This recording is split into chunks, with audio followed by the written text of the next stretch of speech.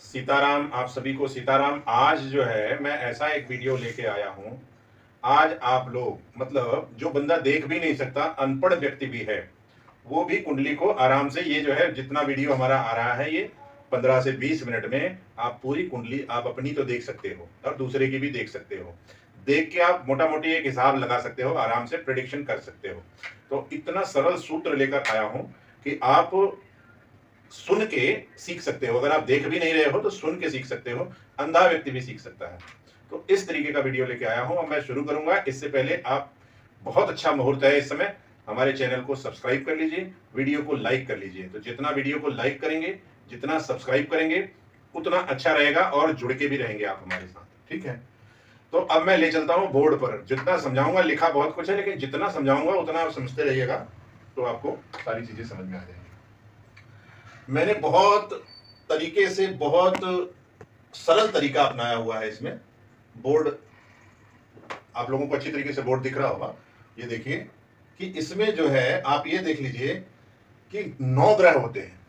9 ग्रहों का स्वभाव कैसा होगा, उनके लिए एक एक पद दिया है मैंने, प्राचीन काल के हिसाब से भी और आज के हिसाब से भी। प्राचीन काल में देखो, राजा हुआ करते थे, प्रजातंत्र था। आज की डेट में लोकतंत्र है, हर कोई राजा बन सकता है। पहले क्या था कि राजा के घर के लोग ही राजा बन सकते थे। तो तब की स्थिति अब की स्थिति में फर्क है। तो हमने प्रयास किया है कि आज की राजनीतिक गतिविधि, आज की राजनीतिक पोस्ट को लेकर भी हमने जो है ग्रहों को एक पोस्ट दी हुई है। तो वहां से आपके लिए समझना बहुत आसान हो जाएगा। पहले देखिए क्या क्या ये पद है। पुराने टाइम के हिसाब से, जब ये ज्योतिष की रचना हुई थी, उस समय के हिसाब से क्या व्यवस्था होती थी। राजा, रानी, राजगुरु, और ये गुप्तचर डिपार्टमेंट होता था। ये राजकुमार, प्रिंस जो है राजा का लड़का, वो राजकुमार होता था।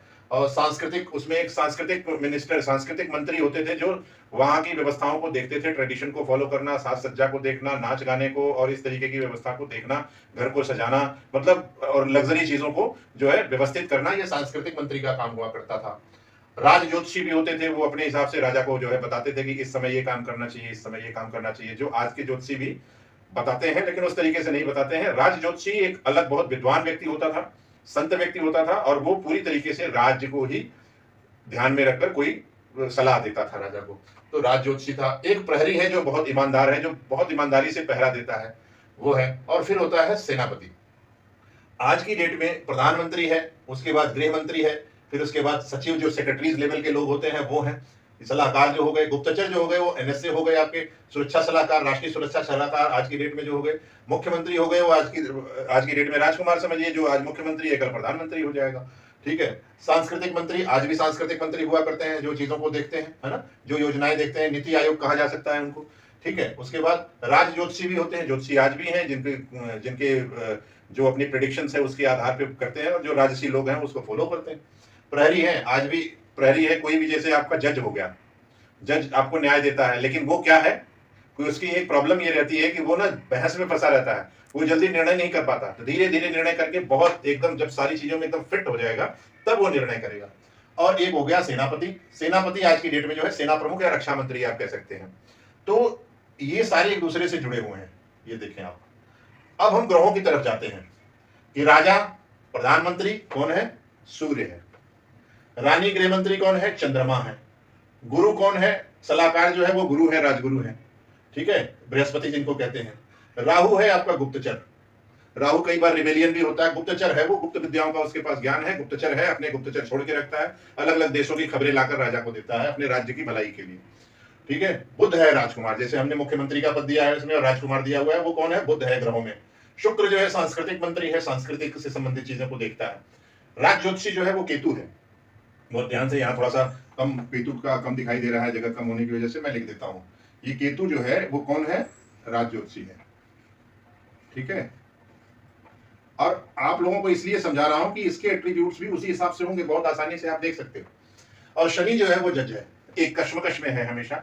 जज को नहीं पता लग पाता है एट द लास्ट, क्योंकि शनि धीरे धीरे चलता है, तो वो सारी चीजें सुनता है। फिर उसके बाद जिसके पास जब एकदम कंफर्म हो जाता है कि नहीं ये अपराधी है, ये सही है, तब वो फैसला देता है। इसलिए शनि लेट करता है हमेशा। मंगल है, मंगल को किसी से कोई मतलब नहीं है, जो कानून है उसको फॉलो करना है। तो मंगल जो है सेनापति हो गया। तो अब ये पूरी राज व्यवस्था मैंने आपको बता दी, आपको बहुत आसानी हो गई होगी इसको समझने में। अब जब आप ये सारी चीजें समझ लेते हैं, अब ये सारी चीजें मुझे लगता है आप लोग स्क्रीनशॉट ले लीजिए, इसका समझने के लिए बहुत आसानी रहेगी। इसको स्क्रीनशॉट बहुत क्लियर तरीके से देख लीजिए इसको, और इसका स्क्रीनशॉट ले लीजिए। आगे मैं बढ़ता हूं, क्योंकि जब मैं आगे बढ़ूंगा तो मैं आपको बताऊंगा। अभी आपको ये जो है एट्रीब्यूट समझ लेना है। राजा कैसा होता है, गृह मंत्री का क्या काम है, सलाहकार क्या करता है, गुप्तचर क्या करता है, राजकुमार का क्या काम होता है, सांस्कृतिक मंत्री का क्या काम होता है, राज ज्योतिषी का क्या काम होता है, प्रहरी का क्या काम होता है, और सेनापति का क्या काम होता है।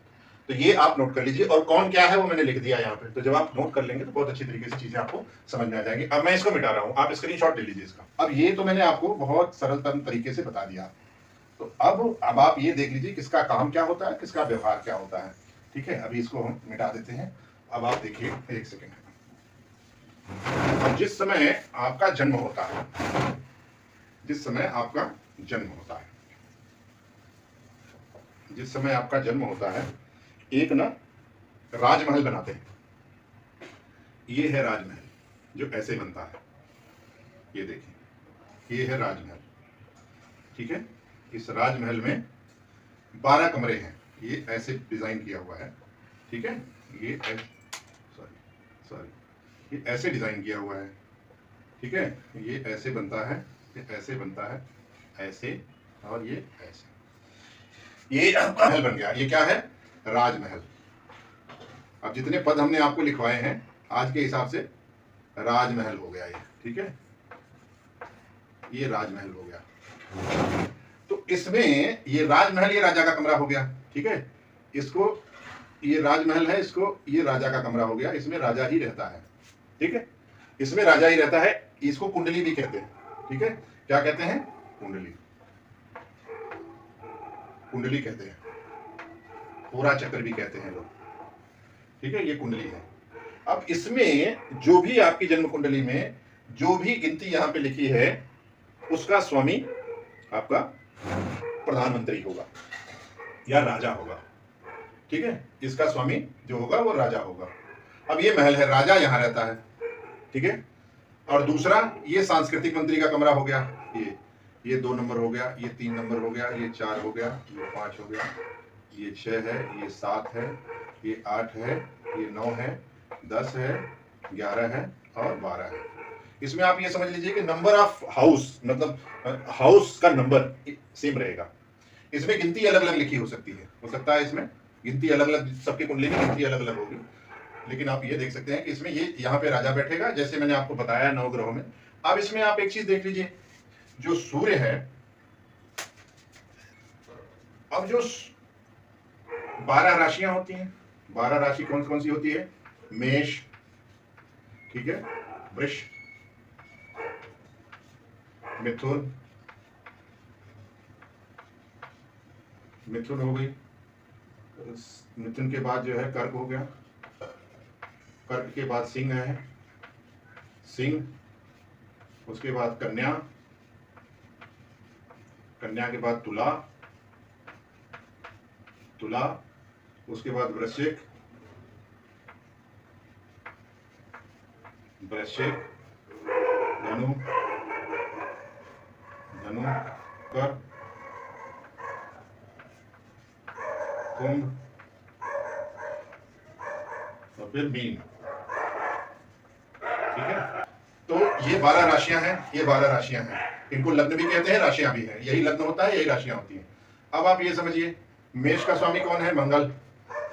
ठीक है, वृष का स्वामी है शुक्र, शुक्र हो गया, मिथुन का है बुध, ठीक है, कर्क का है चंद्रमा, सिंह का है सूर्य, कन्या का है बुध, ठीक है, तुला, तुला राशि का है शुक्र, और वृश्चिक राशि का है मंगल, और मकर कुंभ का शनि, मकर कुंभ दोनों राशियों का शनि है, मीन का गुरु है।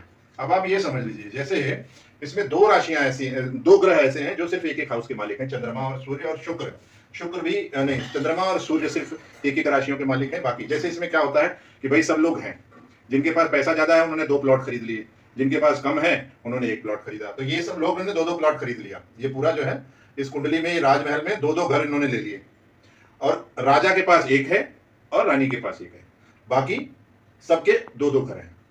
अब आप देखें, यहाँ के हिसाब से देख लें आप इसमें। अब जो गिनती यहाँ पे होगी उसका मालिक ही उसका राजा होगा, उस घर का राजा होगा। जैसे सत्ताएं बदलती है ना 5-5 साल में। अब आप जैसे यहाँ पे एक लिखा है मेष लग्न की कुंडली है, लेकिन हो सकता है यहाँ पे 2 लिखा हो, तो वो किस लग्न की कुंडली हो जाएगी? वृषभ लग्न की। उसका मालिक कौन हो जाएगा? शुक्र। तो जो यहाँ पे ग्रह बैठेगा वो सबको मंत्रालय देता है अलग अलग। तो जैसे यहाँ 2 हो गया तो यहाँ 3, 4, 5, 6 एंटी क्लॉकवाइज ये चलता रहता है। तो ये जो है, अब आप ये समझिए कि अगर यहाँ पे सूर्य होगा तो क्या होगा? यहां पे अगर सूर्य होगा तो क्या होगा? सूर्य किसके घर में है? मंगल के घर में। मंगल के घर में अगर सूर्य होगा तो मंगल एनर्जी का कारक है, सूर्य नेम फेम का कारक है। तो जिसका भी लग्न, जिसके लग्न में सूर्य है वो बहुत एनर्जेटिक और बहुत नेम फेम वाला व्यक्ति होगा, इसमें कोई दो राय नहीं है। ठीक है, ऐसी जैसे मैंने आपको बताया, क्योंकि सूर्य राजा है, जहां रहेगा अपना चलाएगा। किसी के भी घर में हो सूर्य, सूर्य किसी के भी घर में हो, सूर्य अपना चलाएगा क्योंकि वो राजा। तो अगली वीडियो में मैं आपको ये बताऊंगा और आपको काफी कुछ समझ में आ गया होगा। मैंने अभी यहाँ एक उदाहरण दिया है, यहाँ पे किसी कोई भी होगा तो वो क्या होगा? अब शुक्र होगा, यहाँ पे अगर शुक्र होगा तो शुक्र आपको लग्जरी वैभव प्रदान करेगा, आप बहुत सुंदर होंगे क्योंकि उसका एट्रीब्यूट्स ये है। अगर यहाँ पे बुध हुआ तो आप बुद्धिमान होंगे, वाचाल होंगे, बढ़िया बातें करेंगे, ये लग्न से। बाकी उसी हिसाब से यही भाव रिसीवर है, बाकी सब देने वाले हैं, इसको ये देते हैं, ये रिसीव करता है, क्योंकि ये आप खुद हो। लग्न में जो ये जो लग्न भाव है आप खुद हो। अब यहाँ पे चंद्रमा होगा तो क्या? चंद्रमा इमोशन का कारक है, बहुत व्यक्ति इमोशनल हो जाएगा।